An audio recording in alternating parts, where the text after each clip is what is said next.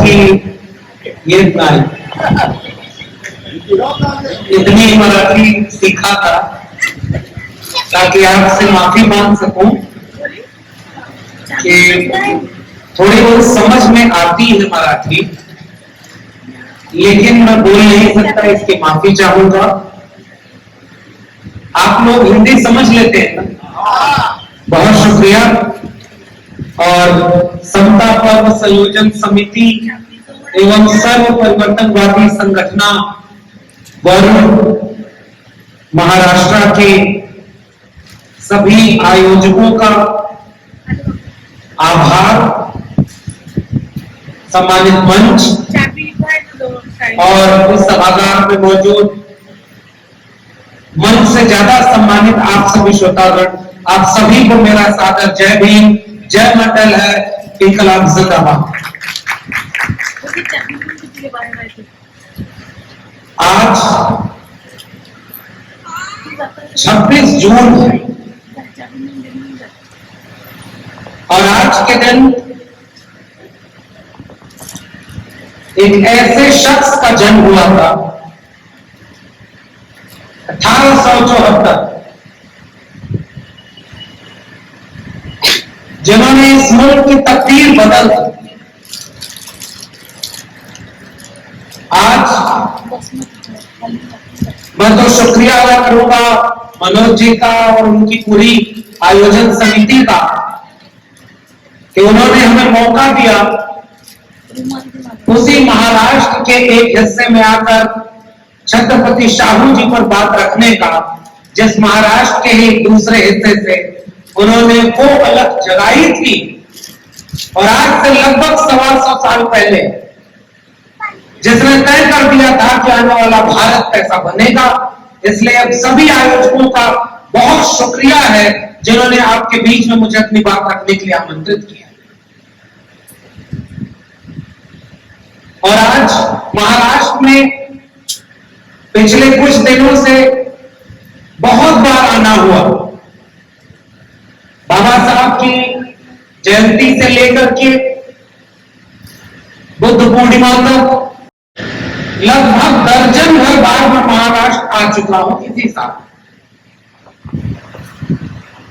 बहुत अलग अलग इलाके में गया, लेकिन इस बार का आना इसलिए अलग है क्योंकि आपके यहां तो राजनीतिक संकट आया हुआ है। सरकार बनेगी, बचेगी, गिर जाएगी, पता ही नहीं, और अजीब सा माहौल। ऐसे माहौल में पहली बार आया। लेकिन अच्छा यह है कि हम लोग उस पर चर्चा नहीं कर रहे, हम लोग इस पर चर्चा कर रहे हैं कि अगली बार कोई सरकार बनेगी तो उसमें छत्रपति शाहू जी के सपनों का भारत कैसे बनेगा, इसलिए हम लोग यहां पर इकट्ठा हुए। क्योंकि वैसे तो बहुत सरकारें आई और चली गई, छत्रपति शाहू जी भी एक राजा थे। मुझे आयोजकों ने जो विषय दिया है कि आप इस पर बात रखिए कि छत्रपति शाहू जी के सपनों का भारत क्या था, वो कैसे बनेगा, और क्या हम उस दिशा में जा रहे हैं या नहीं जा रहे हैं, हमारी चिंता ये है। तो अगले थोड़े से वक्त में मैं इस पर अपनी बात रखूंगा। यह अलग बात है कि आजकल इस तरह के कार्यक्रम कराना बड़ा मुश्किल हो गया है। आपके यहां तो फिर भी हो जा रहा है। महाराष्ट्र में बाबा साहब की जयंती के समय में आया तो गोंदिया भंडारा होते हुए दीक्षा भूमि तक 2-3 कार्यक्रम एक ही दिन थे। कोई गली, कोई चौराहा ऐसा नहीं मिला जहां अगर 4 लोग भी खड़े हैं तो वो झूमते हुए जय भीम न बोल रहे हो और बाबा साहब की जयंती न मना रहे हो। हम तो ऐसी जमीन पर खड़े हैं। तो आप तो वैचारिक रूप से सजग लोग हैं। आइए हमारे उत्तर भारत चलिए, आपको दिखाते हैं कि मस्जिद के नीचे से मंदिर कैसे खोजा जाता है और लोगों को उकसाया जाता है। अगर आप उसका विरोध करें तो आपके घर पर बुलडोजर चला दिया जाता है। हमारे यहां आजकल ये सब हो रहा है। जहां मस्जिद के नीचे से शिवलिंग खोजा गया, मेरा घर वहां से 50 किलोमीटर दूर पे। अफसोस होता है कि ये छत्रपति शाहू जी के सपनों का भारत नहीं है। वो ऐसा भारत नहीं चाहते थे जिसमें एक धर्म को दुश्मन बनाकर पेश कर दिया जाए, खुलेआम दंगा कराने का माहौल बनाया जाए। जिस दौर में स्कूल, कॉलेज और विश्वविद्यालय की बात होनी चाहिए, उस दौर में मंदिर और मस्जिद की बात की जाए, यह छत्रपति शाहू जी के सपनों का भारत नहीं। छत्रपति शाहू जी महाराज कैसा भारत चाहते हैं? वो भारत बनाने के लिए जिम्मेदारी हम सबकी है। देखिए, जो जानता समझता नहीं है कि उसके आसपास क्या हो रहा है, उसका दोष उतना नहीं है अगर वो उसे रोक नहीं पाया तो। जो जान रहा है, देख रहा है, समझ रहा है कि हमारा देश बहुत गलत दिशा में जा रहा है, वैसे हमारे आपके जैसे लोग अगर उसे रोक नहीं पाए तो हम सब उसके दोषी हों। इसलिए हमें इस मंच पर वह बात करनी जरूरी है। कौन थे छत्रपति शाहू जी महाराज और कैसा था उनका भारत? उनके सपनों में क्या ख्याल कर रहा था? आप सब जानते हैं। एक दिक्कत यह भी है कि ऐसे आयोजनों में अमूमन अधिकांश वही लोग आते हैं जो पहले से जागरूक हैं। आप में से थोड़े से लोग ऐसे होंगे जो पहली बार किसी की मित्रता में आ गए होंगे, और बहुत सारे लोग मन से लेकर के सामने ऐसे भी बैठे होंगे जितनी मेरी उम्र है उससे ज्यादा उन लोगों ने संघर्ष में अपनी उम्र गुजार दी, तो उनके सामने मैं क्या ही कहूंगा। लेकिन आपने आमंत्रित किया है तो अपनी भूमिका निभाओ। अच्छा ये होता कि हम नए लोगों के बीच जाते और उनको समझाते कि तुम्हारे इसी देश में आज से 125 साल पहले एक राजा ऐसा हुआ जिसने इस मुल्क की तकदीर बदल कर रख ली थी, भले उसका राज्य कोल्हापुर बहुत छोटा सा था। तो शायद नए लोग जुड़ते, नए लोग मिलते, और ऐसे कार्यक्रमों में जिसमें बहुत मेहनत लगती है। मनोज जी और इनकी पूरी टीम जब ये कार्यक्रम बना रहे होंगे, व्यवस्था में लगे होंगे, आप इस चित्र को देख लीजिए। इतना खूबसूरत चित्र मैंने आज तक अपने जीवन में नहीं देखा। जिसने भी बनाया है मैं उसको सलाम करता हूं और उसको बहुत शुक्रिया अदा करता हूं। इन सब में बहुत मेहनत लगती है, लोगों को जुटाने में बहुत मेहनत लगती है। अभी चौराहे पर कोई नाच गाने का कार्यक्रम करिए, रंगारंग कार्यक्रम करिए, खूब ढेर सारे लोग आ जाएंगे। वैचारिक कार्यक्रम में लोगों को जुटाना पड़ता है, इसलिए बड़ी मेहनत लगती है इस तरह कार्यक्रम में करने में। मैं आयोजकों को बधाई देता हूं। लेकिन शुरुआत में एक बात और बोल रहा हूं कि कार्यक्रम हो गया, हम भी बाहर से आए, आपने इतना सम्मानित किया, हम अच्छा अच्छा भाषण देकर चले जाएं, तालियां बजवाएं और आप भी अपने घर चले जाएं और भूल जाएं, तो इस कार्यक्रम की सफलता नहीं है। इस कार्यक्रम की सफलता इस बात में होगी कि यहां से लौट कर जाने के बाद आप 4 नए लोगों को बुलाइए, चाय पर बिठाइए और उनको बताइए कि छत्रपति शाहू जी महाराज कौन थे और उनके सपनों का भारत कैसे बने, तब जाकर के इस कार्यक्रम की सफलता हो। वरना हम लोग तो आदि हो गए, 4 बहुजन मिलते हैं और कहते हैं कि हम जय भीम जोर से बोलेंगे, 5वें को पता ही नहीं कि जय भीम क्या होता है। कन्विंस कोई कन्विंस कर रहे हैं। इसलिए मेरी गुजारिश है, मेरी बातों का तभी अर्थ निकलेगा जब इस हॉल से बाहर इस पर चर्चा होगी। और चर्चा किस बात पर होनी चाहिए? चर्चा इस बात पर होनी चाहिए कि छत्रपति शाहू जी महाराज ने ऐसा क्या कर दिया था। भारत आजाद हुआ तब भी लगभग 600 राजघराने इस भारत में थे, राजा महाराजे थे। उसमें से बहुत, कोई पाकिस्तान जा रहा था, कोई भारत के साथ जा रहा था, कोई कह रहा था हम अपने राजा खुद रहेंगे, कोई भारत के लोकतंत्र में नहीं शामिल होंगे। कितने राजाओं का नाम आप जानते हैं? भूल गए उन राजाओं का नाम। कुछ राजा थे जो अंग्रेजों की दलाली कर रहे थे और भारत की आजादी के लिए लड़ रहे लोगों के खिलाफ खड़े थे। आप बहुत हद तक 2-4 छोड़ दीजिए तो उनका भी नाम आप नहीं जानते। जानते हैं क्या? नहीं जानते ना। लेकिन एक छोटा सा राज्य कोल्हापुर और 28 वर्ष का एक राजा 28 साल काम करने को मिला। उस राजा ने ऐसा क्या कर दिया कि उसके जाने के 100 साल बाद भी लोग शान से उसकी तस्वीर पर माला डालते हुए कहते हैं कि हमारे कोठे का नाम छत्रपति शाहू जी महाराज। ये अपने बच्चों को समझाने और बताने की जरूरत है। क्या किया था ऐसा, और क्यों महाराष्ट्र में ऐसे राजा होता? राजा का मतलब क्या होता है? राजतंत्र में राजा का मतलब होता है प्रजा का दुश्मन। सीधी सी बात है, प्रजा का शोषण करे और प्रजा पर शासन करे, उसी का नाम राजा होता है। अपवाद में एक आध राजा अच्छे होंगे, उसकी बात छोड़ दीजिए, अशोक जैसा भी कोई राजा हुआ करता, लेकिन राजा अगर प्रजा का शोषण नहीं करेगा तो वो राजा रह ही नहीं सकता बहुत दिन तक। जैसे एक फैक्ट्री का मालिक पूंजीपति अगर मजदूरों का शोषण नहीं करेगा तो वो पूंजीपति बहुत दिन तक रह ही नहीं सकता। अगर वो ईमानदारी से काम करने लगे तो वो लुट जाएगा, बर्बाद हो जाएगा, क्योंकि दोनों का रिश्ता ही ऐसा बना हुआ है। एक का शोषण होगा तभी दूसरा शोषण जिंदा रहेगा। राजा का मतलब यही है।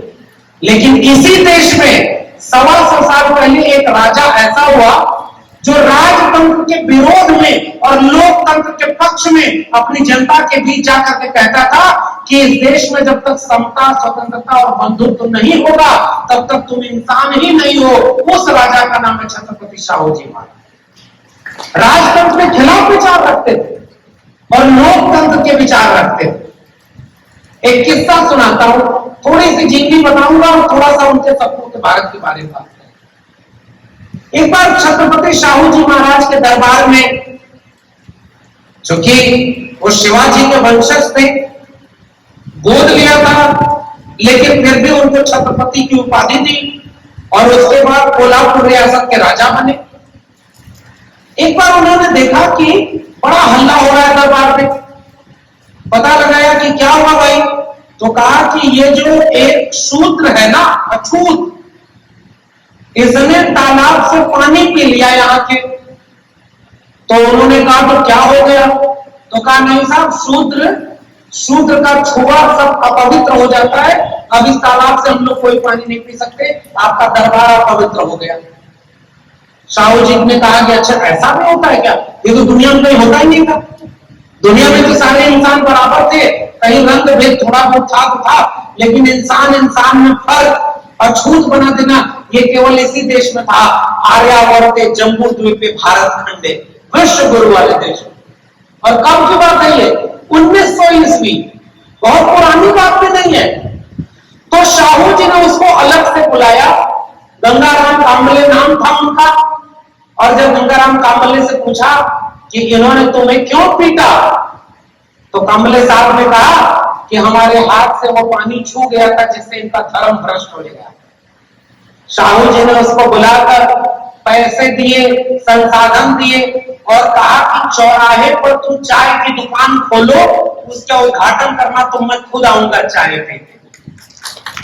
और उसके बाद क्या हुआ, सोचिए, पुलिस वहां पे शाहू जी जाते हैं, चाय की दुकान पर बैठते, तो गंगाराम कांबले से पूछते हैं कि तुमने अपनी दुकान पर अपना नाम क्यों नहीं लिखा, तुमने अपनी जाति क्यों नहीं बताई। तो उन्होंने कहा कि अरे साहब, चाय पिलाने वाले की क्या जाति होगी।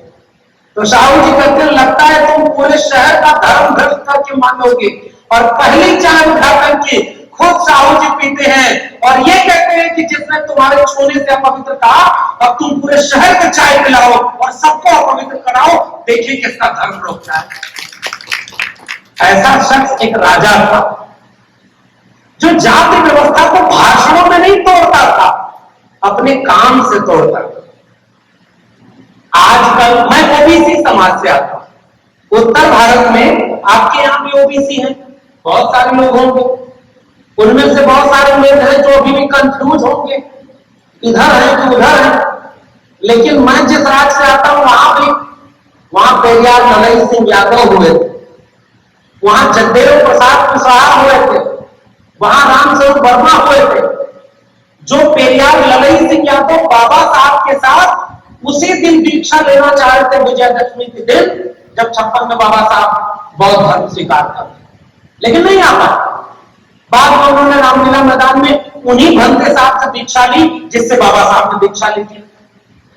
तो ओबीसी समाज के बीच आज तक यह बताने वाला कोई नहीं था कि जिस कुणबी किसान जाति से छत्रपति साहू जी आते हैं वो ओबीसी जाति थी, और जिसको उत्तर भारत में कुणबी जाति कहते हैं, और हमारे नायक ओबीसी थे, जिनको ओबीसी घरों में जाएंगे तो कोई नहीं पाएगा, लेकिन दलित घरों में जाएंगे तो ज्योतिबा फूले के साथ छत्रपति साहू जी को याद करने वाले लोग जरूर मिलेंगे।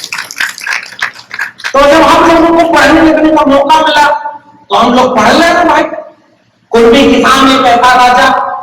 और ओबीसी लोगों का सबसे बड़ा सवाल क्या है आज के देश में? जाति जनगणना। क्योंकि जनगणना देश में होती है तो दलित और आदिवासी कितने ये तो पता, लेकिन ओबीसी कितने आज तक पता ही नहीं। ओबीसी को पता ही नहीं है कि ओबीसी कितनी संख्या में इस देश में भेड़ बकरी कितना है आपको पता हो जाए, गाय भैंस कितना सब पता हो, लेकिन दो लोगों की जाति नहीं पता। किसकी? एक ओबीसी की, और दूसरे जो मुख से पैदा हुए थे, जो भुजाओं से पैदा हुए थे, जो जंघे से पैदा हुए थे। पता है कि नहीं कौन लोग? मुखस से जाए थे ब्राह्मणों बाहुर नाम क्षत्रिय। हम दुनिया भर में इंसान एक तरह से पैदा होते हैं। आर्यावर्त जम्बू द्वीप पे भारत खंड एक ऐसा देश है जिसके धर्म की किताबों में लिखा है कि मुखस से जाए थे ब्राह्मण बाहुर नाम क्षत्रिय। तो ज्योतिबा फूले ने किताब लिखी गुलामगिरी। गुलामगिरी में ज्योतिबा फूले ने पूछा कि अगर मुख से कोई पैदा होता है तो गर्भ कहां ठहरता है? ब्रह्मा के अगर 4 मुंह थे तो ब्रह्मा स्तनपान कैसे करते थे? ये तो हमारे पुरखों ने पूछा है। आजकल बोल दीजिए तो आपके ऊपर बुलडोजर चलवा देंगे, सब यूएपीए लगा के जेल में डाल देंगे। और वो लोग अपनी संस्कृति का अपमान करने से डरते हैं जो इसी महाराष्ट्र की जमीन पर खड़े होकर के मैं याद करूंगा, नरेंद्र दाभोलकर, गोविंद पंसारे और कलबुर्गी को गोली मारते हैं।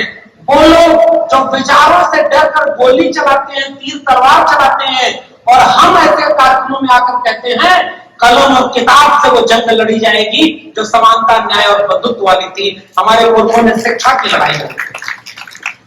और आप लोग भी तो हमारी हिम्मत बढ़ा देते हैं जब आप हमें पुरस्कार में भारत का सम्मान भेंट कर रहे हैं। आप तो हमारा सम्मान बढ़ाते हैं ना कि जाओ, ये वो किताब है जो आपके बच्चों का भविष्य बचाए, आपके आने वाली पीढ़ियों को वह सब कुछ देने के लिए मौका देती है जिसके लिए इन लोगों ने लड़ाई लड़ी। इस आयोजन में सारा जोर इस फूल माला और अगरबत्ती पर दे दिया, और हम जोर जोर से नारा लगाते हुए बोले कि साहू जी ना होते तो हम ना होते। मेरा सवाल आपसे है, साहू जी थे, बिरसा फूले अम्बेडकर थे, लोहिया कांशीराम थे तो हम हैं, लेकिन हम हैं तो सब कुछ अगर लूट गया तो आने वाली पीढ़ियां किसको याद करेंगी कि साहू फूले अम्बेडकर ने तुमको जब भारत सौंपा था तो भारत का संविधान लागू था, और 25 साल 50 साल बाद तुम हमें जब सौंप के गए तो भारत के संविधान की जगह मनुस्मृति लागू हो गई। क्या वही छोड़कर अपने बच्चों के लिए हम जाएंगे? हम केवल नारा लगाते साहब। और इसलिए आज का सवाल ओबीसी का है। ओबीसी की सबसे बड़ी चिंता है जाति जनगणना। जातियां पता ही नहीं ओबीसी की कितनी। तो छत्रपति साहू जी महाराज अपने दरबार में गए, उन्होंने 1902 के पहले अपने दरबार में जनगणना करा, और जाति जनगणना में उन्होंने जब देखा 71 दरबार के उच्च पद हैं, उन 71 पदों में से 60 पदों पर ब्राह्मण है। 71 में 60 कितने परसेंट हो गया? 94-95%। फिर जो साहू जी ने पता लगाया कि इन ब्राह्मणों की आबादी हमारे राज्य में कितनी है, तो कहा 4-5%, तो कहा है 5%, और कब्जा कितने पर है? 95% पर। तो जो 95% है वो कहां चले गए? छत्रपति साहू जी ने जब अपने दरबार में जनगणना कराई तो लिपिक के 600 पदों में से 590 पद पर ब्राह्मण बैठे हुए थे। जो मध्य पद थे 50 पदों में से 45 पर ब्राह्मण थे। तो उन्होंने एक बात सोची कि इस राज्य में जब 90-95% जो लोग हैं वो हमारे दरबार में है ही नहीं, तो ये राजा और ये दरबार उन लोगों का है क्या? जब वो लोग इस दरबार में ही नहीं है तो उनका हक कहां से गया? उनका राज्य कैसे ये हुआ? उनका राज कब होगा? जब इस दरबार में 50% लोग गैर ब्राह्मण होंगे, तब जाकर 26 जुलाई 1902 में छत्रपति शाहू जी ने पहली बार इस देश में 50% आरक्षण दिया गैर ब्राह्मण जातियों को। उस राजा का नाम है छत्रपति शाहू जी महाराज। आज आरक्षण को गालियां दी जाती है साहब, और आज भी नहीं पता है। मैं जब दिल्ली विश्वविद्यालय से चलकर आया हूं ना, मैंने ITI लगाई तो पता चला कि 2020 तक इस देश के 45 केंद्रीय विश्वविद्यालयों में जो प्रोफेसर हैं वो 99% प्रोफेसर तो समान है, 97% OBC प्रोफेसर की पोस्ट खाली, 95% शेड्यूल कास्ट यानी दलित प्रोफेसर की पोस्ट खाली, 98% शेड्यूल ट्राइब यानी आदिवासी प्रोफेसर की पोस्ट खाली। रिजर्वेशन कब मिला? 1993-97 में जाकर उच्च शिक्षा में दलितों को आरक्षण मिला, 2006 में जाकर OBC को आरक्षण मिला मंडल पार्ट 2, और उसके बाद 2020 में इस देश के 99% जो प्रोफेसर हैं वो केवल सवर्ण हैं। ये बताइए वो विश्वविद्यालय आपके विश्वविद्यालय हुए क्या? जब हमारे लोग ही नहीं तो वो विश्वविद्यालय हमारा विश्वविद्यालय कैसे हुए? और यह काम 125 साल पहले छत्रपति शाहू जी महाराज अपने दरबार में करते हैं। एक बात बताइए, आप इस इलाके को कहते हैं ये वरुण आपका अपना जिला है, अपना तालुका है, अपना इलाका है। क्यों कहते हैं? क्योंकि हो सकता है यहां आपकी जमीन हो सकता है यहां आपकी रिश्तेदारी हो सकता है यहां आपका घर हो सकता है यहां आपके दोस्त यार हो सकता है यहां आप कर्मचारी हो सकता है यहां की किसी चीज में आपकी भूमिका हो, तभी ना आपको लगता है कि ये मेरा घर है। अगर आपका इस इलाके में, जैसे मैं आया हूं, मेरा यहां कुछ भी नहीं, तो मुझ में ज्यादा प्रेम जगेगा इस इलाके को लेकर कि आप में ज्यादा जगेगा? एक राष्ट्र बनता कैसे है? अगर उस राष्ट्र के रहने वाले लोगों की न तो वहां जमीन हो, न तो वहां नौकरी हो, न तो वहां शिक्षा हो, न तो वहां दोस्ती यारी हो, तो वो राष्ट्र उनका राष्ट्र होगा क्या? भारत आजाद हुआ तो इस देश के दलितों, पिछड़ों, आदिवासियों को उनका हक ही नहीं दिया गया, और बाबा साहब ने अपने संविधान में 15% शेड्यूल कास्ट और 7.5% शेड्यूल ट्राइब को आरक्षण दिया। आर्टिकल 340 दिया जिससे OBC को रिजर्वेशन मिला। अगर छत्रपति शाहू जी ना होते तो बाबा साहब ना होते, और अगर बाबा साहब ना होते तो भारत के संविधान में वो हक न मिलता जिससे आप और हम यहाँ खड़े होकर ललकार कर आज भी छत्रपति शाहू जी और भारत के संविधान को याद कर पा रहे। ये ताकत हमें मिले, विरासत से मिले। तो एक राष्ट्र बनता है साझा सुख और साझा दुख से।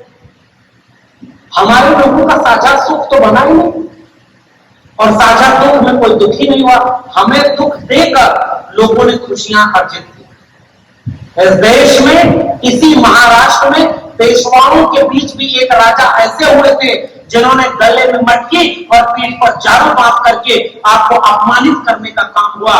लेकिन उसी महाराष्ट्र के सामाजिक न्याय के आंदोलन की जमीन में, ज्ञानदेव, नामदेव, तुकाराम की जमीन पर, पेरियार और ज्योतिबा फूले की जमीन पर छत्रपति शाहू जी महाराज जैसा एक राजा हुआ जो अपने पूरे राज्य में घूम घूम करके, जिसे अछूत कहा जा रहा था, उसके घर जाकर के चाय और पानी पीता है और कहता है जाति का खात्मे किए बिना हम एक राज्य, एक देश बन ही नहीं सकते। उस राजा का नाम है छत्रपति शाहू जी। वो केवल भाषण में नहीं कहते थे कि हमें जाति को खत्म करना है, उन्होंने अपने कलम से वो अधिकार दिया आपको कि जब तक जाति का खात्मा नहीं होगा तब तक इस देश में कोई इंसानियत नहीं बन सकती। वो भी जीते। आजकल भी एक प्रधानमंत्री इस देश के हैं जो अपने आप को कहते हैं कि मैं OBC हूं। जानते हैं ना उनको? गुजरात के मुख्यमंत्री जब तक थे तब तक कभी नहीं बताया कि मैं OBC मां का बेटा हूं। जब प्रधानमंत्री का चुनाव लड़ने गए तो कहे कि मैं OBC मां का बेटा हूं, मुझे न किसी ने बुलाया है, न मैं अपने से आया हूं, मुझे तो मां गंगा ने बुलाया है। पहचान गए ना उसको? क्या नारा दिया था? वो बेच रहे हैं भारत को, मैं चैन से कैसे सो जाऊं, सौगंध मुझे इस मिट्टी की, मैं देश नहीं बिकने दूंगा, बाम फैला करके नारा दिया था। और हमारे पुरखों ने क्या किया, बॉम्बे लेजिस्लेटिव असेंबली में बाबा साहब 1930 के दशक में भाषण देते हुए कहते हैं कि इस देश में शिक्षा राज्य की जिम्मेदारी होनी चाहिए, सरकार की जिम्मेदारी होनी चाहिए। स्कूल कॉलेज विश्वविद्यालय सरकारी होना चाहिए, क्योंकि पैसा आम जनता से आप लेते हो और शिक्षा पर खर्च नहीं करते। छत्रपति शाहू जी ने 1912, 13, 14 के बाद अपने राज्य में जहां भी 500 बच्चे, 500 की आबादी, वहां एक सरकारी स्कूल खुलेगा। और 1917 तक जाते जाते अपने पूरे राज्य में प्राइमरी और middle education compulsory and free को घोषित कर दिया कि अपने राज्य में हर बच्चे को प्राथमिक और माध्यमिक शिक्षा मुफ्त मिलेगी और जरूरी होगी। उस आधुनिक राजा का नाम था छत्रपति शाहू जी। उसने ये नहीं कहा कि पढ़ाना लिखाना बच्चा आप नहीं पैदा किया तो आप पढ़ाओ। हमारे उत्तर प्रदेश का एक मुख्यमंत्री है, जानते हैं मैं कौन है? एक दोहा सुनाऊं आपको। देखिए भाई, आपने हमें बुलाया है तो थोड़ा बहुत तो हम अपने बुलाने का फायदा तो उठाएंगे। मैं न किसी पार्टी का नेता हूं, ना आपके यहां मुझे वोट मांगने दोबारा आना है, तो आपको वो बात कड़वी कड़वी सुनाकर जाऊंगा कि भले आप मुझे पसंद करें न करें, लेकिन इतना जरूर याद करें कि कोई आया था जो सही बात बोल करके गया। क्योंकि फूले अंबेडकर और उससे भी बड़ी बात तथागत बुद्ध को अगर आपने मूर्ति के रूप में रखा है तो तथागत बुद्ध का मतलब होता है सत्य और अहिंसा, बिना डरे हुए सच बोला जाए। जिसको बोलने पर आपके समय में गोली मारी जा रही है और जेल डाला जा रहा है, फिर भी अगर आप बुद्ध की बात करते तो आपको सच बोलना हो, वरना हम धोखा दे रहे हैं लोग। और वो सच क्या है साहब? हमारे राज्य में एक मुख्यमंत्री है, मैं उत्तर प्रदेश से आया हूं, बता दूं आपको, रहता दिल्ली में हूं। और उत्तर प्रदेश में क्या आया है? रामराज। एक बार मैं दोबारा फिर आ गया। पता है ना रामराज का मतलब क्या है? रामराज का मतलब यह है कि अगर एक शूद्र समूह अगर पढ़ाई लिखाई का काम करेगा तो राजा राम उसकी गर्दन काटेंगे, उसका नाम है रामराज। और उसके तरफ छत्रपति शाहू जी का राज है जिसमें सब बराबर के नागरिक होंगे। तो हम रामराज वाले नहीं, छत्रपति शाहू जी के लोकतांत्रिक राज वाले हैं।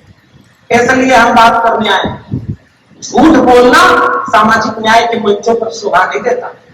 मैं मीठी मीठी बात करके चला जाऊं आपके यहां तो आप भी कहेंगे बड़ा अच्छा वक्ता था, लेकिन मैं कड़वी बात करके जाऊंगा और ये आपसे कह के जाऊंगा कि शिक्षा जो प्राइमरी और मिडिल शिक्षा छत्रपति शाहू जी ने अपने राज्य में मुफ्त की थी, आपके बच्चों की शिक्षा को बेच दिया गया है अंबानी और अडानी के हाथों में। अब आपके बच्चों को शिक्षा नहीं मिल सकती, ये कड़वी सच्चाई है।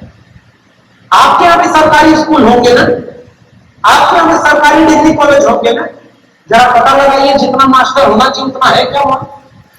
जितना वहां पे इमारत होनी चाहिए उतनी है क्या? हमारे पुरखों की लड़ाई मंदिर मस्जिद की लड़ाई नहीं थी, हमारे पुरखों की लड़ाई शिक्षा और स्वाभिमान की लड़ाई थी। हमारे पुरखों ने स्कूल कॉलेज और विश्वविद्यालय की लड़ाई लड़ी। और हमारे बच्चों से कहा जाता है कि मस्जिद के नीचे से मंदिर खोजना है, चलो तलवार और त्रिशूल लेकर कहा जा रहा है कि नहीं किया? मैं फिर से कह रहा हूं कि महाराष्ट्र में कम हो रहा है, लेकिन इस देश में आज आग लगाई जा रही है। नफरत किया। छत्रपति शाहू जी महाराज ने कलम और किताब पकड़ाई थी अपने पुरखों के बनाए भारत को बनाने के लिए। उन्होंने जब पता लगाया तो पता चला कि उनके राज्य में जो अस्पताल होते हैं उनमें अछूत लोगों का तो इलाज ही नहीं होता। पता है कि नहीं ये बात आपको? छत्रपति शाहू जी महाराज के बारे में ये बात पता थी आपको? अछूत लोगों को अस्पताल में इलाज नहीं मिलता था, डॉक्टर उन्हें छू नहीं सकता था। छत्रपति शाहू जी महाराज ने आदेश जारी किया कि आज से कोई भी सरकारी कर्मचारी अगर छुआछूत करता हुआ पाया जाएगा तो तत्काल उसको नौकरी से बाहर कर दिया जाएगा। हमारे राज्य में अछूत और छुआछूत का भेदभाव वर्जित होगा। हमारे राज्य में रहने वाला हर नागरिक बराबर। अस्पताल में दवाई मिले, इसको अपने राजज्ञा से जारी करने वाले राजा का नाम था छत्रपति शाहू जी महाराज। तो शिक्षा की स्थिति क्या है? मैं विश्वविद्यालय से आया हूं पहली लड़ाई साहू जी की कौन सी थी? आरक्षण की। दूसरी लड़ाई कौन सी थी? शिक्षा की। तीसरी लड़ाई कौन सी थी? स्वास्थ्य की। तो शिक्षा की बात बताएं, स्वास्थ्य की बात बताएं। कोरोना आया था, कोविड आया था। कोविड में सबसे ज्यादा लाशें किनके घरों की निकली? जो गरीब थे, जो कमजोर थे, जो दलित पिछड़े आदिवासी थे, उनके लोग सबसे पहले मारे गए। और मैं जिस रामराज से आया हूं, उसी रामराज में जहां तैर रही थी लाशें गंगा नदी पर, आपने भी देखा होगा तस्वीरें ना। अस्पताल बंद हो गए थे ना, सारे प्राइवेट अस्पताल बंद हो गए, सरकारी अस्पताल खुले थे। सबसे पहले कोरोना में बंद क्या हुआ? मंदिर और मस्जिद। अरे भाई, तुमने अपने धर्म की किताबों में लिखा, जब जब हो धर्म के हानि, बाढ़ असु अधम अभिमानी, तब तब प्रभु धरि विवेक शरीरा, हर कृपा निधि सज्जन पीरा।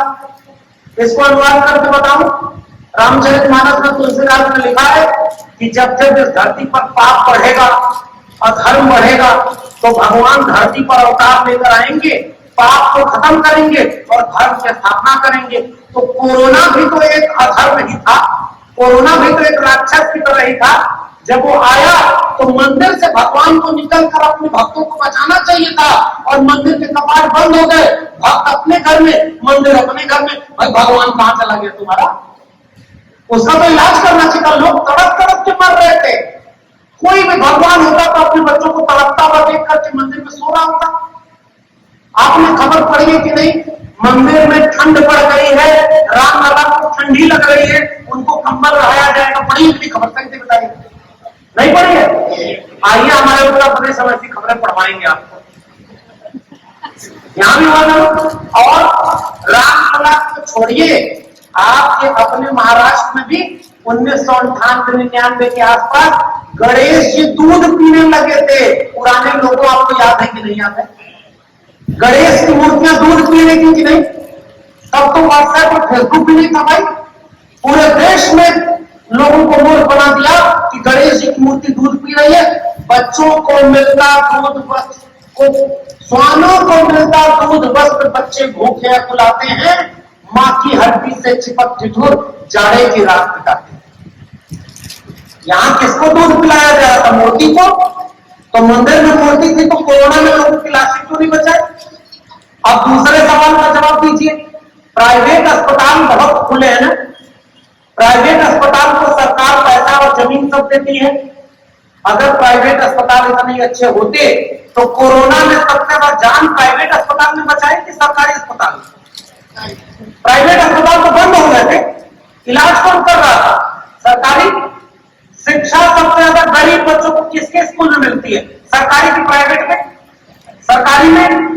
तो अगर सरकारी स्कूल ही आफत में, सरकारी अस्पताल ही मुसीबत में आपकी जान बचाते हैं, तो सरकारें उसे बेच क्यों रही है भाई? और अंबानी और अडानी जो उनके दोस्त हैं, जो लोग व्यापारी हैं, पूंजीपति हैं, पूंजीपति कोई घाटे का सौदा करता है क्या? कोई कंपनी डूब रही है, उसको पूंजीपति खरीदेगा क्या? अगर सरकारी अस्पताल, सरकारी कंपनी, सरकारी स्कूल, सरकारी फैक्ट्री सब डूब रही है, तो ये अंबानी और अडानी से खरीद क्यों रहे भाई? इसका मतलब आपसे झूठ बोला जा रहा है। इस देश की सरकारी शिक्षा, सरकारी रोजगार को उन प्राइवेट हाथ में बेचा जा रहा है जो साहू जी के सपनों का भारत नहीं है। साहू जी ने अपने राज्य में उद्योगों को लगाया और सरकारी कर्मचारियों को भर्ती कराया और कहा कि राज्य की संपत्ति से सरकारी कर्मचारियों को हक मिलेगा। अगर राज्य अपनी जिम्मेदारी नहीं निभाएगा तो इस देश से गरीबी कभी मिट ही नहीं सकती। और हमारे उत्तर प्रदेश में क्या हो रहा है? जहां कोरोना में लाशें बह रही थी, वहां एक व्यक्ति, अब भगवान की बात हो रही है, तो वहां एक व्यक्ति जो जोगी कहता है अपने आप को, वो मुख्यमंत्री बने हुए। कबीरदास का नाम सुना है आपने ना? मैं आजकल जब ऐसे मंचों पर आता हूं तो ऐसे बात रखता हूं कि कम से कम कोई मुकदमा भी करे तो मेरे ऊपर ना करे, फूले और साहू जी के ऊपर करना है तो जाके करो, क्योंकि मैं तो अपनी कोई बात ही नहीं कर रहा। जो उन्होंने किया है वही बात तो हम याद कर रहे हैं। हम अपने पुरखों को याद कर रहे हैं जिन पर मुकदमा करने क्या, जिनके विरोध में एक लाइन बोलने की भी औकात आज भी तुम्हारी है। अरे है हिम्मत तो कहो कि गुलामगिरी में ज्योतिबा फूले ने गलत लिखा। हम तो गुलामगिरी पढ़ते, हम तो पूछते हैं कि परशुराम जो अपने पिता के कहने पर मां की हत्या कर दे वो तुम्हारा भगवान कैसे है भाई? हम तुमसे पूछते हैं कि कबीर दास ने अगर लिखा है मन ना रंगाए रंगाए जोगी कपड़ा, समझ रहे ना आप लोग? जोगी किसे कहते हैं और कबीर दास क्या लिख रहे हैं? मन ना रंगाए रंगाए जोगी कपड़ा। आसन मार मंदिर में बैठे ब्रह्म छोड़ी पूजन लाके पथरा, कन्वा खड़ाए जटवा बढ़ाए और दढ़िया बढ़ाए जोगी हो गई में बकरा, मथवा मुड़ाए जोगी कपड़ो रंगाइले और गीता बांच जोगी हो गई में लबड़ा और मन ना रंगाए रंगाए जोगी कपड़ा। समझ गए ना किसकी बात कर रहा हूं? कबीर दास को पता था कि उस 2017 का चुनाव जब उत्तर प्रदेश में होगा तो ऐसा ही कोई व्यक्ति मुख्यमंत्री बन जाएगा, लेकिन मैंने उसके बारे में कुछ नहीं कहा। मैं तो कबीर दास का दोहा पढ़ रहा हूं। कबीर दास ने लिखा माला तो कर में फिरे जीव फिरे मुख माए, मनवा तो 34 फिरे या तो सुमिरन नाम। बड़ा हुआ तो क्या हुआ जैसे पेड़ खजूर और पंथी को छाया नहीं फल लागे दूर। करो मुकदमा तुम कबीर दास पर, काकर पाथर जोड़ के मस्जिद लगी चुनाए, काचर मुल्ला बात दे क्या पहरा हुआ खुदा, और पाथर पूजे हरि मिले तो मैं पूजू पहाड़, ताकि ये चाकी भली पीस खाए संसार। अरे इन दोनों राह न पाई हिंदू की हिंदुआई देखी तुर्कन की तुर्काई, अरे इन दोनों राह न पाई। ये कहा था हमारे पुरखे कबीर दास ने। और हमारे लोगों को मंदिर मस्जिद के नाम पर लड़ाया गया। ये ज्योतिबा फूले और छत्रपति साहू जी के सपनों का भारत है। उन्होंने क्या कहा कबीर ने? मोह को कहां ढूंढे रे बंदे, मैं तो तेरे पास हूं। ना मैं मंदिर ना मैं मस्जिद ना पावे कैलाश में, ना मैं जप में ना मैं तप में ना मैं व्रत उपवास में, खोजी हो तो तोते मिले हो पल भर की तलाश में। कहे कबीर सुनो भाई साधो समय तो हो विश्वास में। और ऐसे व्यक्ति के सामने उनके पुरखों को कहा जा रहा है, उनके वारिसों को कहा जा रहा है कि 80% हिंदुओं एक हो जाओ तुम खतरे में हो। ये हिंदू खतरे में कब आता है? राष्ट्रपति हिंदू, प्रधानमंत्री हिंदू, उपराष्ट्रपति हिंदू, लोकसभा अध्यक्ष हिंदू, लोकसभा में सबसे ज्यादा सांसद हिंदू, सबसे ज्यादा कैबिनेट मंत्री हिंदू, सबसे ज्यादा मुख्यमंत्री हिंदू, सबसे ज्यादा विधायक हिंदू। जब सारे हिंदू ही बैठे हैं तो हिंदू खतरे में कैसे है? और किससे खतरे में है? दरअसल ये सब आपसे झूठ बोलते हैं, क्योंकि न हिंदू खतरे में है न मंदिर खतरे में है। अगर कुछ खतरे में है तो वो भारत का संविधान खतरे में है, जिसको बचाने के लिए हमें एक अगर दलित हिंदू था तो राजस्थान का दलित जितेंद्र मेघवाल की मूंछ रखने पर हत्या क्यों हो? ये मेरा सवाल है। अगर ओबीसी हिंदू था तो 2019 तक इस देश के 45 केंद्रीय विश्वविद्यालयों में 0 प्रोफेसर ओबीसी के क्यों थे? अगर ओबीसी हिंदू था तो मंदिरों में पुजारी ओबीसी क्यों नहीं बना? दलितों को मंदिर में जाने से किसने रोका? मुसलमानों ने रोका था क्या? दलितों को अछूत मुसलमानों ने बनाया था क्या? गले में हांडी और पीठ पर झाड़ू मुसलमानों ने बांधा था क्या? और उत्तराखंड जानते हैं ना, उत्तराखंड में दलित महिला थी सुनीता देवी, अपने हाथ से बच्चों को खाना खिलाती थी स्कूल के। जब पता चल गया समान बच्चों को कि दलित हैं, उनके हाथ से खाना खाने से मना कर दिया, तब हिंदू धर्म खतरे में क्यों नहीं आता है? जितने धर्म के नाम पर संगठन बने हैं, आपके शिक्षा बच्चों को रोजगार के लिए कभी सड़क पर आंदोलन करने आए? आपकी सरकारी नौकरी बर्बाद हुई, 50 साल में सबसे ज्यादा बेरोजगारी इस देश में है। ये हिंदू रक्षा दल, हिंदू युवा वाहिनी, बजरंग दल, विश्व हिंदू परिषद, राष्ट्रीय स्वयंसेवक संघ, ये सब आपके बच्चों की स्कूल कॉलेज यूनिवर्सिटी बचाने के लिए आंदोलन क्यों नहीं करते हैं? अगर बेरोजगारी है तो सबसे ज्यादा हिंदू में होगी कि नहीं? अगर कोरोना में लोग मरे तो सबसे ज्यादा हिंदू मरे होंगे कि नहीं? अगर तुम्हारे बच्चों को शिक्षा नहीं मिले तो सबसे ज्यादा हिंदू उसका शिकार होगा कि नहीं? ये सब हिंदू आपको तब बनाएंगे साहब जब मुसलमानों को दुश्मन बनाकर मस्जिद पे हमला कराने आपके हमारे घर के बच्चों को भेजना होगा। पहले नारा दिया था कि रामलला हम आएंगे मंदिर वही बनाएंगे, दिया था नारा। इस देश में रथ यात्रा निकालकर आतंकवादी गतिविधियां करके मस्जिद गिराया था कि नहीं गिराया? सुप्रीम कोर्ट कहता है कि वो गैर संवैधानिक काम, और उसके बाद मंदिर बनवा लिया। इसी दिन रात्रि में मंदिर बनवाया था कि जब मंदिर बन जाएगा तो रामनवमी के दिन मस्जिद के सामने जाकर के हनुमान चालीसा पढ़ोगे। इस देश में केवल सांप्रदायिक हिंसा की आग इसलिए फैलाई जा रही है क्योंकि जैसे आर्मी सेना की नौकरी में क्या नया नया आया है, अग्निवीर, सुना है आपने? अग्निवीर जानते हैं ना क्या? नहीं जानते? अरे भाई हाथ उठा के बोलिए, अग्निवीर जानते हैं ना?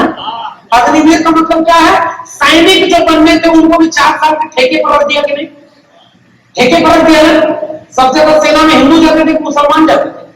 हिंदू जाते थे ना। जोर से बोले, हिंदू जाते थे ना। तो जो हिंदू तलवार लेकर मस्जिद पर हमला करने जा रहा था, मस्जिद के नीचे शिवलिंग खोज रहा था, उसको पता ही नहीं था कि दिल्ली में बैठकर कुछ हिंदुओं ने ही उनके स्कूल, कॉलेज, विश्वविद्यालय को नई शिक्षा नीति में बेच दिया और उनकी नौकरी को अग्निवीर बनाकर बेच दिया, और अब उनको परमानेंट नौकरी भी नहीं मिलेगी। बताइए मजाक हो गया कि नहीं? लोगों का बेचारे हिंदू थे, मस्जिद के नीचे से मंदिर खोज रहे थे, पता चला नौकरी खत्म हो गई। अब लेके तलवार दौड़ रहे, हमारी नौकरी हमको वापस चाहिए। तुमको कल तक मंदिर मस्जिद में मजा आ रहा था, तो अब तुम्हारी नौकरी में नहीं छीनेगा तो क्या करेगा? छत्रपति शाहू जी महाराज ने अपने राज्य में महिलाओं की मुक्ति के लिए याज्ञवल्क्य स्मृति मिताक्षरा सिद्धांत उसको खत्म करके महिलाओं को अंतर जाति विवाह, संपत्ति का अधिकार और उससे भी बड़ी बात उत्तराधिकार में हक दे दिया था।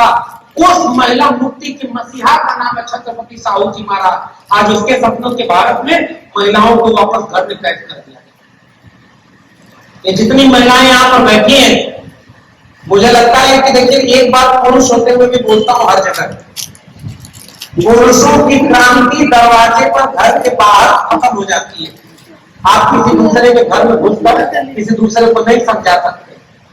आप आते हैं क्रांति करने और घर पे कहते हैं पत्नी नहीं मानती, क्या करें? इसी चक्कर में अपने में उधर भी हाथ जोड़ लेते हैं, इधर आके जय भीम और जय बुद्धा कहते हैं, उधर जाकर थोड़ा सा भगवान को भी आरती दिखा देते हैं। क्रिया है ना, आपके बीच में है ना? इतने ही हम लोग ईमानदार होते ना, तो अब तक बाबा साहब के सपनों का भारत बन चुका होता। हम लोग नालायक और निकम्मे लोग हैं जो अपने पुरखों को मूर्ति पर माला बनाकर धोखा देते हैं। ये ईमानदारी से बात कबूल कर लीजिए। जितने लोग नहीं हमारे, उतने ज्यादा संगठन बने हुए। सच बात है कि नहीं? हर व्यक्ति अपने को कहता है वो कमजोर अम्बेडकर राइट है, मैं असली अम्बेडकर का वारिस हूं। तराजू लेके नाचते हैं ना, इसी नाम पे 1925 में एक संगठन बना और 2025 में 100 साल पूरा करने जा रहा है पूरे देश में, जो भारत का संविधान को खत्म करके इसे हिंदू राष्ट्र बनाने के लिए लड़ रहा है, और हमारे लोग आपस में लड़ रहे हैं। सच बात है कि बताइए, बाबा साहब का बनाया हुआ संगठन बुद्धिस्ट सोसाइटी ऑफ इंडिया के कितने टुकड़े हुए? बताइए, रिपब्लिक पार्टी ऑफ इंडिया के कितने टुकड़े हुए? बताइए, बांग्लादेश के कितने टुकड़े हुए जो मनमोहन ने बनाया? सारे लोग हमारे टुकड़े में टूटते चले गए और वो सब एकजुट होते चले गए। हम हार गए साहब, और हम कितनी भी बड़ी मूर्ति बनवा लें, हमारे बच्चे, आने वाली पीढ़ियां हमसे पूछेंगी जब तुम बड़े थे तो भारत का संविधान तो था। मैं दिल्ली विश्वविद्यालय में पढ़ा रहा हूं, हालांकि अभी टेम्परेरी प्रोफेसर हूं क्योंकि नई शिक्षा नीति में मेरा यूनिवर्सिटी भी बिक गई है, और आप लोग मंच पर खड़ा करके बुलवा देते हैं। अब मैं क्या करूं? वापस लौटकर बुलडोजर वाले राज में जाना है। लेकिन मैं ईमानदारी से इसलिए बोल रहा हूं, पता है क्यों? क्योंकि मैं 300 रुपए फीस थी इलाहाबाद यूनिवर्सिटी की, तब मैं पढ़ पाया, ग्रेजुएशन और पोस्ट ग्रेजुएशन कर पाया। 300 रुपए फीस, 5000 रुपए में 5 साल यूनिवर्सिटी में रिसर्च करने का मौका था दिल्ली यूनिवर्सिटी में, और उसके बाद सरकारी नौकरी हमें मिली।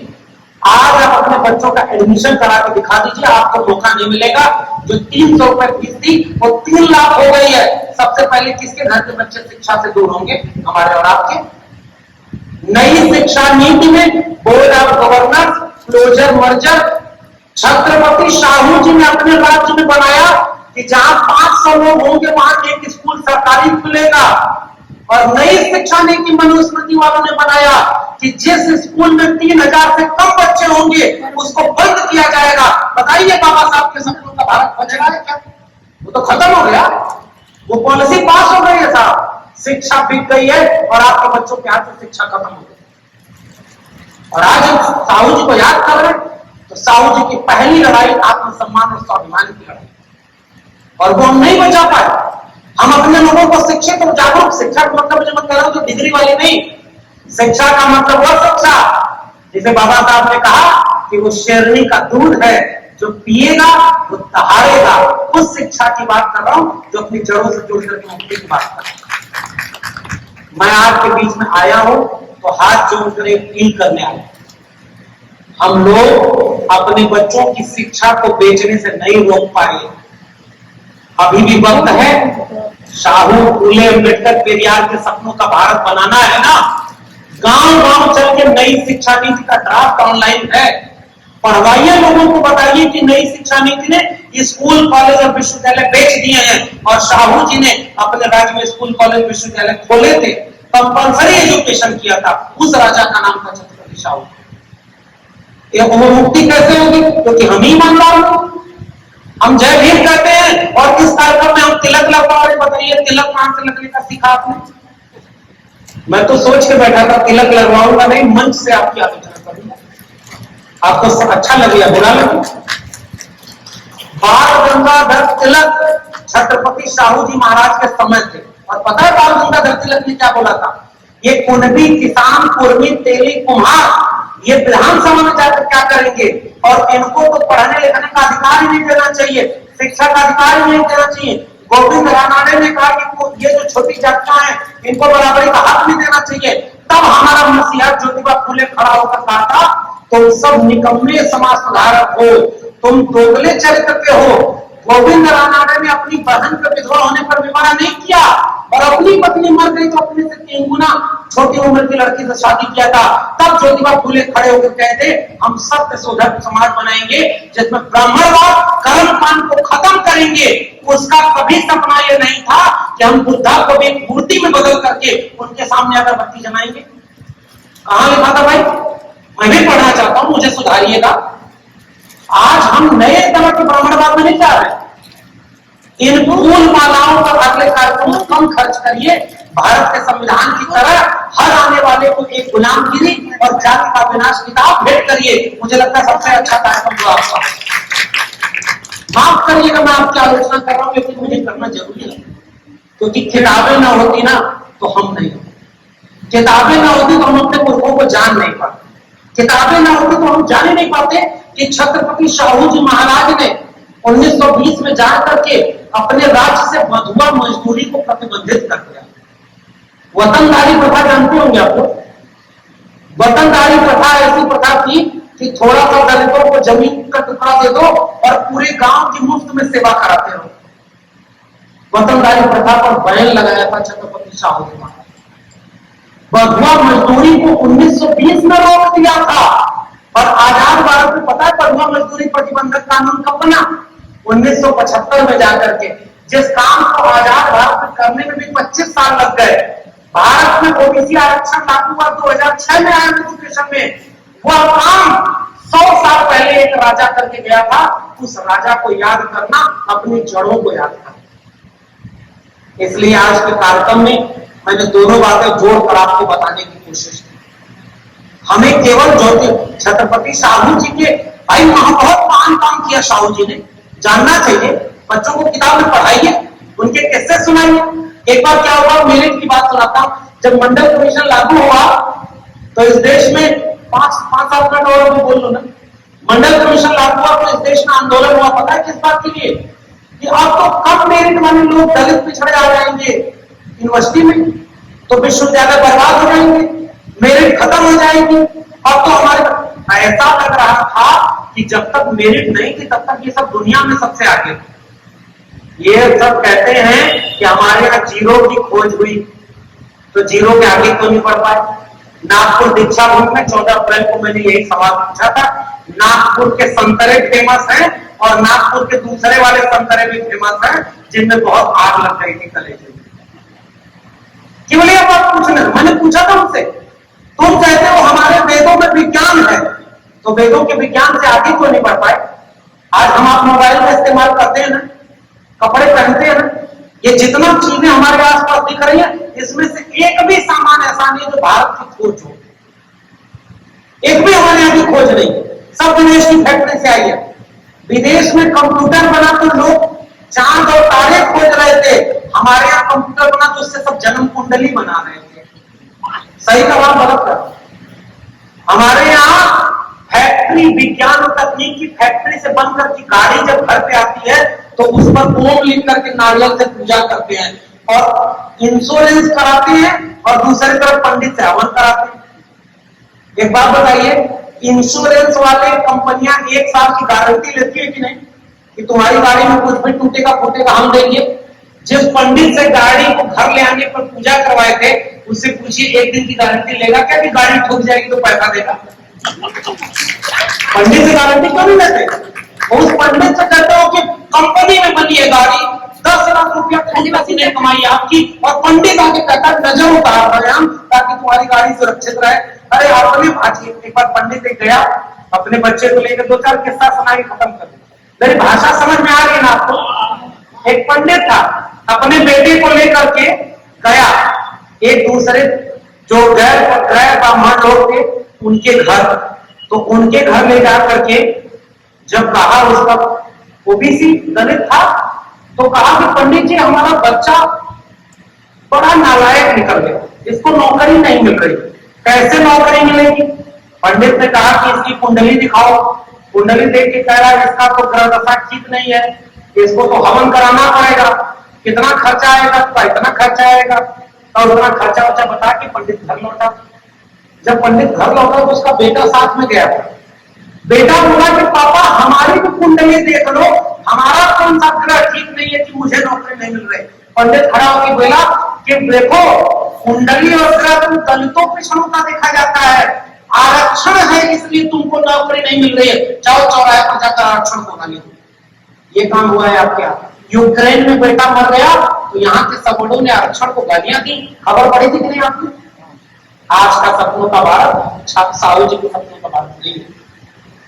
वो एक आदमी खजूर के पेड़ पर चढ़ गया, ऊपर से नीचे देखा, बड़ा परेशान हो गया, कहा नीचे कैसे उतरेंगे? हनुमान की पूजा करता था हनुमान। और मैं एक भी किस्सा ऐसा नहीं सुना रहा कि मेरे ऊपर तुम मुकदमा कर पाओगे, ऐसा गुलामगिरी में लिखा हुआ है, वहीं से पढ़ रहा हूं। तुमको मुकदमा करना है तो महाराष्ट्र की जमीन पर खड़े होकर कह रहा हूं, है हिम्मत तो आओ ज्योतिबा फुले पर मुकदमा करके दिखाओ। हमारे पुत्र लिखे, उन्होंने कहा तृतीय रत्न नाटक एक लिखा ज्योतिबा फुले ने, जाकर पढ़िएगा। तृतीय रत्न नाटक में एक आदमी गया, कहा कि हुजूर बड़ा कष्ट है जीवन में। तो पंडित ने कहा कि अरे तुम्हारा शनि ठीक नहीं है। तो कहा कैसे ठीक होगा? कहा हवन करानी पड़ेगी। कहा कितना खर्चा आएगा? तो कहा कितना खर्चा आएगा? तो आदमी बोला हमारे पास तो पैसा इतना नहीं है। तो कहा अच्छा चलो 50% डिस्काउंट दे देते हैं, इतने में तुम्हारी हवन करा देंगे। वो आदमी बोला इतना पैसा भी नहीं है। फिर वो आदमी बोला कि अच्छा, पंडित बोला कि अच्छा 1000 रुपए दे दो, 1 हफ्ते के लिए हवन करा देता हूँ, जब पैसा हो जाए तो शनि को ठीक जगह पे करवा लेना। वो आदमी खड़ा होकर बोला मेरी जेब में 1 फूटी कौड़ी नहीं है। पंडित नाराज होकर खड़ा होकर बोला कि जब तेरे जेब में 1 फूटी कौड़ी नहीं है तो जा बेटा, शनि तेरा कुछ नहीं बिगाड़ सकता। तृतीय रत्नाकर में ज्योतिबा फुले देखा, वो आदमी खजूर के पेड़ पर चढ़ गया, ऊपर से नीचे देखा तो डर लगा, हनुमान की पूजा करता था, हाथ जोड़ के बोला हनुमान जी सही सलामत नीचे उतार दो, इस मंगलवार 1 किलो लड्डू चढ़ाऊंगा। बड़ा बता बंद किया, आधा दूर उतरा, नीचे देखा आधा दूर आ गया। तो उसके बाद बोला कि हनुमान जी कोरोना में मेरे पिताजी की नौकरी चली गई, घर में माँ बीमार है, पैसे कम है, आधा किलो लड्डू चढ़ाऊंगा, उतने में खुश हो जाना। और नीचे उतरा, उसके बाद कहा कि लड्डू तो मंगलवार को आपके यहाँ बहुत चढ़ते होंगे, मैं 250 ग्राम चढ़ाऊंगा, 250 ग्राम, उतने में खुश हो जाना। ऐसा करते करते वो आदमी नीचे जमीन पर उतरा, दोनों कान पकड़कर उठक बैठक किया कि हनुमान जी न आज के बाद जीवन में पेड़ पर चढ़ूंगा और न तुमको लड्डू चढ़ाऊंगा। हमें ब्राह्मणवाद की मनोवैज्ञानिक कर्मकांड की बीमारी से अपने बच्चों को निकालना है। साहू जी के सपनों का भारत इसलिए नहीं बनता, हमारी पीढ़ियों को धर्म के नाम पर गुलाम बनाया जाए। भाई गुलाम बना रहे कि नहीं? कोरोना आया, कोरोना में जब मंदिर बंद हो गया तो भगवान ने धोखा दिया कि नहीं दिया? इसी तरह से एक और बात बता, नोटबंदी हुई थी, किसानों के 3 कानून, वही फकीर जो झोला लेके चल देने की बात करता है, पता है नहीं, पहचानते हैं? वो बेच रहे हैं भारत को, मैं चैन से कैसे सो जाऊं, सौगंध मुझे एक मिट्टी की, मैं देश नहीं बिकने दूंगा, नारा दिया था ना उसने। उसके बाद रेल बेच दिया, बैंक बेच दिया, शिक्षा बेच दी, रोजगार बेच दिया, और अब उसका क्या गलती है? वो तो पहले ही बोला है, मेरा क्या है जी, मैं तो फकीर आदमी हूं, झोला लेके चल दूंगा, हमारे आपके बच्चों का क्या जवाब देंगे हम?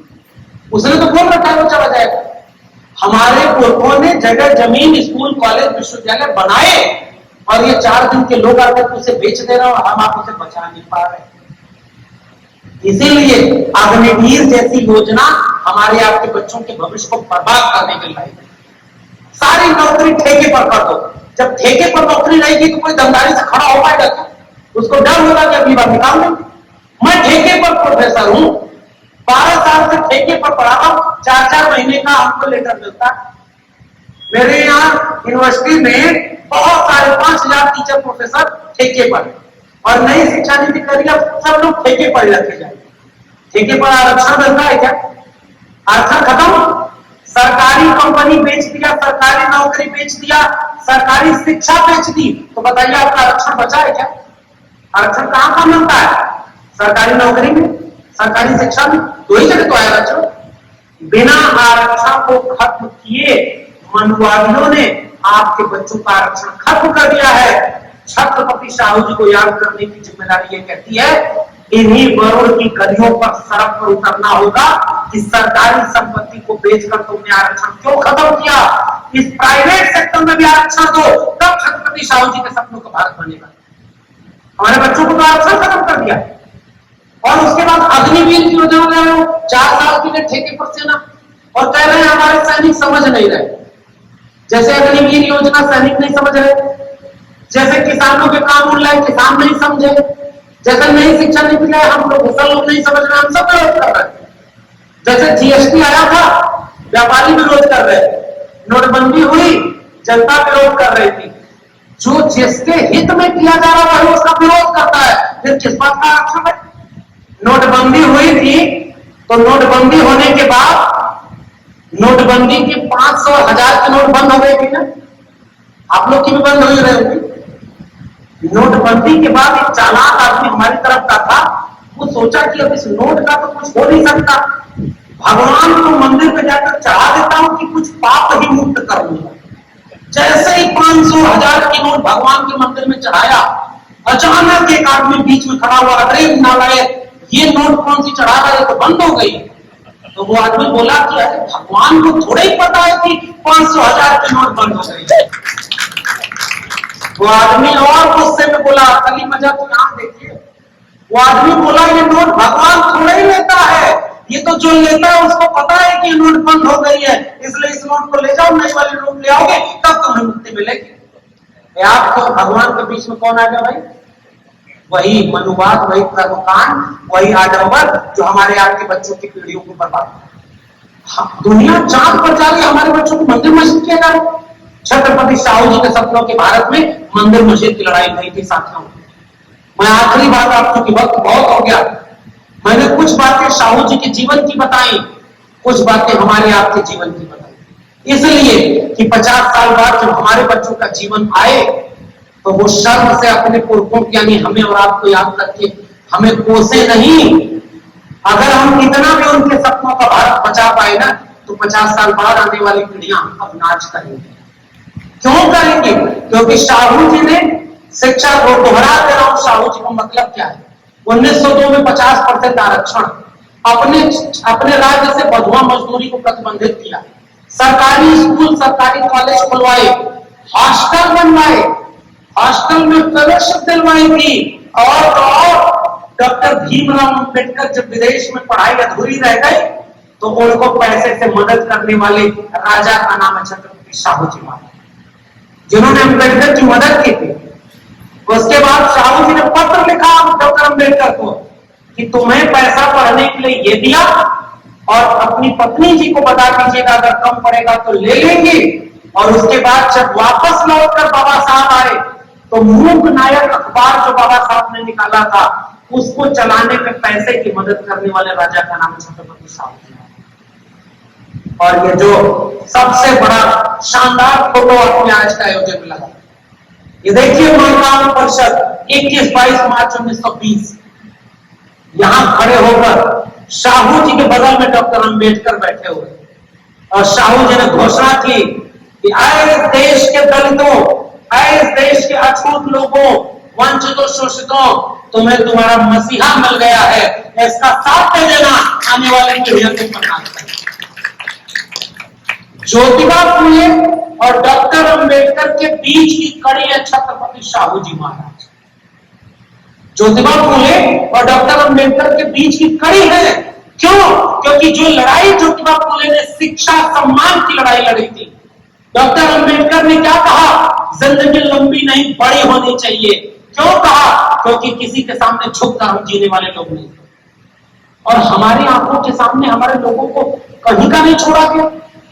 जाते जाते आपसे गुजारिश करके जा रहा हूं, इस कार्यक्रम का कोई मतलब नहीं लगेगा। बहुत मनोज भाई और इनकी पूरी टीम ने बहुत मेहनत की होगी, एक एक लोगों को जुटाया होगा, पैसे रुपए जुटाए होंगे, आप में से बहुत लोगों ने मदद की होगी, भाई लोगों ने नहीं भी की होगी कि चलो देखते हैं कौन सा हिसाब लिया जा रहा है। मंदिर का चंदा थोड़ी है कि नहीं देंगे तो पाप लग जाएगा। हमारे यहाँ एक आदमी चला गया मंदिर में, एक तो किस्सा सुना दे आप, तो उसमें उस मंदिर में जाकर तो किस्सा बहुत जरूरी है, इसलिए समझिए। मंदिर में एक आदमी जा रहा था, लाइन लगी हुई थी, हमारे यहाँ एक महिला जा रही थी और उसका छोटा सा बच्चा उसको रास्ते में ही शौच आ गया, तो वो लाइन लगी है मंदिर में, अब वो क्या करे? तो उसने घेर करके छोटे से बच्चे को वहीं शौच करा दिया। अब उसको छुपाए कैसे? तो जो हाथ में फूल माला ली थी ना, वो सब उसी पर रख दिया कि कोई देख न पाए। अगल बगल की महिलाएं पूछने लगी ये क्या है? तो कहा देवी प्रकट हो गई। कहा कौन सी देवी प्रकट हो गई? कहा हंगामा देवी प्रकट हो गई। हंगामा देवी प्रकट हुई, कब प्रकट हुई? कहा अभी। उसके बाद बगल वाली महिला ने भी उसी फूल माला चढ़ा दिया, क्योंकि लाइन बहुत लंबी लगी थी। अगल बगल और लोगों ने देखा, वो भी उसी में माला चढ़ाते गए, सब पूछते गए क्या? तो हंगामा देवी प्रकट हुई है। कब? अभी अभी, तुरंत उनसे वरदान ले लो। पूरा फूल माला की ढेर लग गई। मंदिर वाले दौड़कर आए, ये क्या हो गया? तो क्या हंगामा देवी प्रकट हो गई? ऐसे कैसे देवी प्रकट हो जाएंगी? सब फूल माला हटाए और अंत में क्या मिला? इस देश में एक सिनेमा बना था तो एक देवी की पूजा होने लगी। पहचानते वो देवी कौन सी थी? बताइए, कोई सभागार में जानता है? संतोषी मां। कहीं वेद पुराण में उसका जिक्र नहीं है और सिनेमा बना दिया तो देवी पूजने लगे उसको। इसलिए हमारे पुरखे याद करिए तथागत बुद्ध से। तथागत बुद्ध ने क्या बोला था? किसी किताब में लिखा हो तो सच मत मान लेना, कोई बड़ा व्यक्ति बोल रहा हो तो सच मत मान लेना, ढेर सारे लोग कह रहे हो तब भी सच मत मान लेना, सच वह मानना जो तुम्हें सच लगे। अब दीपो भाव, अपने दीपक स्वयं बनो। ज्ञान की रोशनी से, सत्य और अहिंसा से, प्रज्ञाशील करुणा से पूरी मनुष्यता को एक पाठ पढ़ाने वाले महानायक का नाम तथागत बुद्ध है, जिसने इंसान को बराबर कर दिया। उनके वंशजों को मंदिर मस्जिद के नाम पर दंगाई बना दिया। और हम आप देख रहे हैं साहब, ये बुद्ध के सपनों का भारत है क्या? आप मूर्ति लगा देंगे, रोज पूजा करेंगे, कितने लोग हैं? हमारे आपके घर के बच्चे कितना पूजा करते हैं बुद्ध को? हम नहीं ट्रांसफर कर पा रहे अपने मेरे आपका, क्योंकि उनके पास टीवी है, उनके पास मीडिया है, वो झूठ बोल करके आपके बच्चों को दंगाई बना ले। टीवी बनी तो हमारे यहाँ क्या आता? रामायण। जब रामायण घर में देखेगा तो हमारे आपके घर का बच्चा राम मंदिर बनाने का आंदोलन में चला जाएगा। हमने अपने घर में बुद्ध की मूर्ति रखी, बुद्ध की किताब नहीं रखी। मेरी शिकायत है अपने से, आपसे नहीं कर रहा हूं शिकायत, खुद से भी कर रहा हूं। मेरे भी घर में ये होता है। मैंने जब से अपनी मां को बोला है कि मेरी बहन की शादी में कोई पंडित नहीं आएगा, वहां हाहाकार मचा हुआ है। पहले सोचती थी कि बाहर जाता है बोलने, लोग बड़ा सम्मान करते हैं, अच्छा ही बोलता होगा। जब से मैंने बोल दिया कोई कर्मकांड नहीं होगा, तब से गाली देती है कि अरे ये पता नहीं क्यों इसको पढ़ने भेज दिए बाहर, ये तो बर्बाद हो गए। असली लड़ाई अपने घर की है, जो हम और आप नहीं लड़ते और बाहर आके मंच पर जोर जोर से भाषण देते। हम लोग निकम्मे लोग, हम बाबा साहब के सच्चे वारिस नहीं। विचारों पर ताला और मूर्ति पर माला, यही तो नेता भी कर रहा है। ये आरएसएस वाले अंबेडकर की पूजा करने लगे, पता है कि नहीं आपको? 14 अप्रैल को इस देश का प्रधानमंत्री भी अंबेडकर की माला पहनाता है और अंबेडकर की मूर्ति पर, और अंबेडकर के विचारों पर ताला लगा रहा है। उनका आरक्षण खत्म कर दिया, शिक्षण संस्थानों को बेच दिया और संविधान को खत्म कर रहा है। आपका संविधान कहां है साहब? 4-5 लोगों को लेकर हम जय भीम बोलते रहे और हमारे बच्चे चले गए हिंदू बन गए। ये हमारे ओबीसी समाज के लोगों को भी मेरा निवेदन है। ज्योतिबा फुले कौन थे? ओबीसी थे, कुर्मी किसान माली जाति के थे। छत्रपति शाहू जी महाराज कुर्मी किसान कुर्मी जाति के थे। ईवी रामास्वामी नायकर पेरियार चरवाहा जाति के थे। उसके बाद नारायण गुरु ओबीसी थे। उसके बाद डॉक्टर लोहिया और बाबा साहब के साथ मिलकर काम करना चाह रहे थे 1956 में। ये सारे ओबीसी लोग हैं। और आप कह रहे हो मंदिर आपका, मैं कह रहा हूं मंदिर आपका, तो मंदिर का पुजारी आपका क्यों नहीं है? मंदिर का पैसा आपकी जेब में क्यों नहीं आता? नहीं आता है ना? कर्मकांड हमसे करवाया गया। एक आखिरी चुटकुला सुनाकर जा रहा हूं। कर्मकांड क्यों करवाया जाता है? क्योंकि आप मानसिक रूप से गुलाम बने।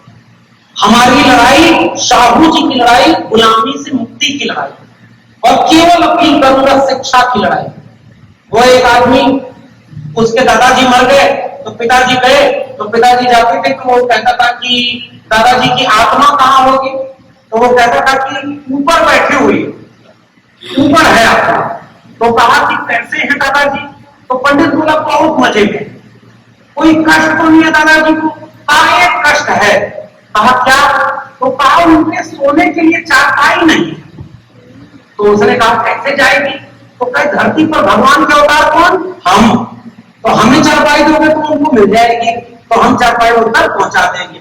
नहीं नहीं, चारपाई लेकर पंडित चला गया। कुछ दिन बाद फिर पंडित लौटा, फिर वो आदमी बोला दादाजी कैसे हैं? कहा बहुत मजे में है, चारपाई पर बहुत अच्छी नींद आती है। तो कहा कोई कष्ट तो नहीं? कहा एक कष्ट है, उनको वरुण मार्केट आने जाने में बड़ी परेशानी होती है, एक साइकिल मिल जाती तो बड़ा अच्छा था। दादाजी बोले, तुरंत साइकिल नई नई खरीद के दे दिया। और एक छोटा बच्चा जो ऐसे किसी कार्यक्रम में किसी दिन आया था, वो जब सब कुछ देखा तो कहता है मामला को कुछ गड़बड़ लगता है। और उसके बाद जैसे ही साइकिल खरीद के पिताजी उसको देने गए, वो लड़का बीच में आ गया, कह रहा है पिताजी साइकिल लेके गए, चारपाई लेके गए। जैसे ही पंडित तीसरी बार आया और बोला कि पिताजी कैसे हैं? तो दादाजी तो बोला बहुत मजे में, चारपाई पर मस्त नींद आ रही है और खूब साइकिल से सुबह शाम घूमने जाते हैं। लड़का बोल पड़ा, पंडित झूठ बोल रहा है, न तो उनको चारपाई मिली और न तो साइकिल मिली। पंडित नाराज होकर बोला तुमको कैसे पता? तो कहा दादाजी ने मुझको बताया है। तो कहा कैसे बताया है? तो कहा देखो ये चिट्ठी लिखी है दादाजी ने मुझको, बेटा तुमने जो चारपाई भेजी थी, साइकिल भेजी थी, मुझे मिली नहीं।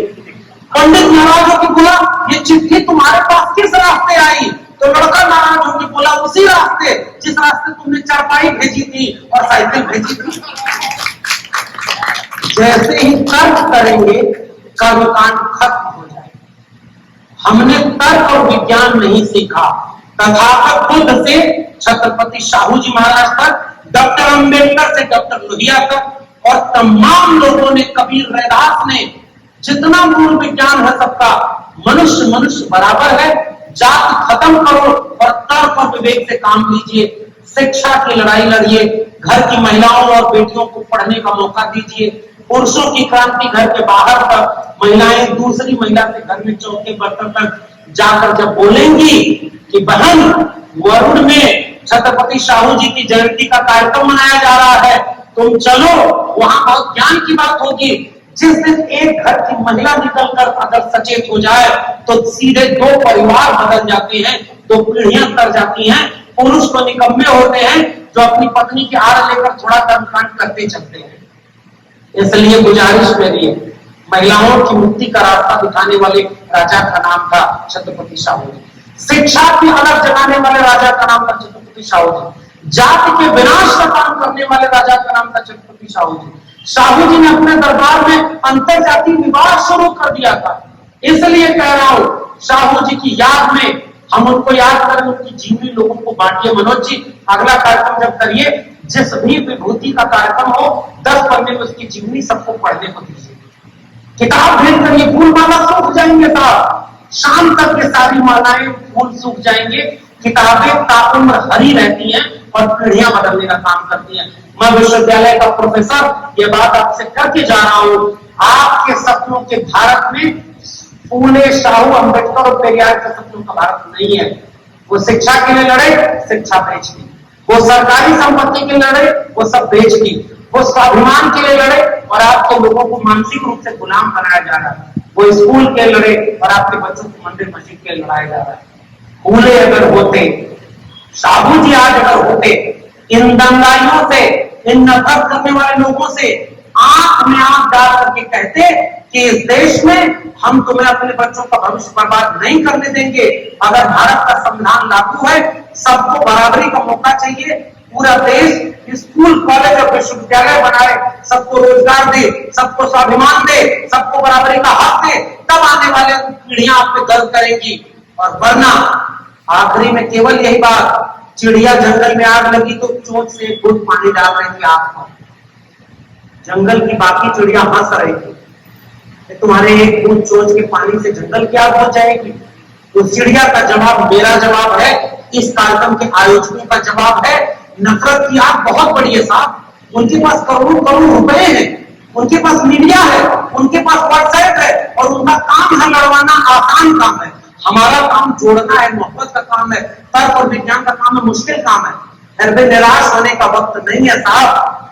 वो चिड़िया जब चोंच से पानी डाल रही थी तो बाकी पक्षी हंस रहे थे, तुम्हारे चोंच के खूब पानी से आग नहीं बुझेगी। तो चिड़िया का जवाब मेरा जवाब है, और हिम्मत और हौसला लेकर जाइए, क्योंकि जिन लोगों को आप याद कर रहे हैं उन्होंने कभी समझौता नहीं किया, न किसी में डरे थे न झुके थे। हमारे लोगों ने इस दुनिया को रहने लायक बनाया है। हम जिस दिन एकजुट हो गए ईमानदारी से, हम अपने उन सपनों का भारत बना लेंगे जो ये बनाना चाह रहे थे। उस चिड़िया ने कहा, मैं जानती हूं कि मेरी चोंच के एक बूंद पानी से जंगल की आग नहीं बुझेगी, मगर जब इस जंगल की आग का इतिहास लिखा जाएगा तो मेरा नाम आग लगाने वालों में नहीं, आग बुझाने वालों में शामिल होगा। जय भीम, जय वंदे, संविधान जिंदाबाद, कुल गुलाम जिंदाबाद, इनकलाब जिंदाबाद।